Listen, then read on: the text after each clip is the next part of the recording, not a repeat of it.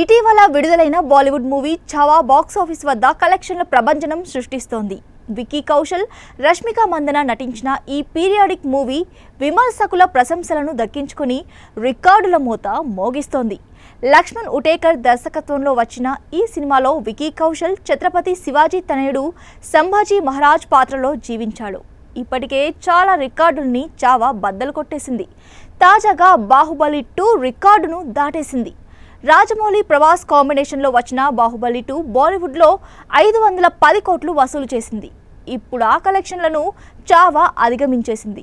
కేవలం 25 రోజుల్లోనే 516 కోట్లు వసూలు చేసేసింది.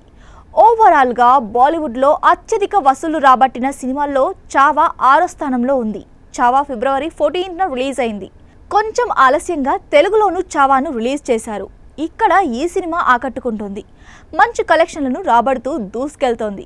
తొలి రోజే దాదాపు 3 కోట్లకు పైగా రాబట్టింది. పెద్దగా తెలియని హీరో మూవీ ఈ మాత్రం రాబట్టిందంటే ఛావా స్టోరీ మేకింగ్ ఏ రేంజ్లో ఉందో అర్థమవుతుంది.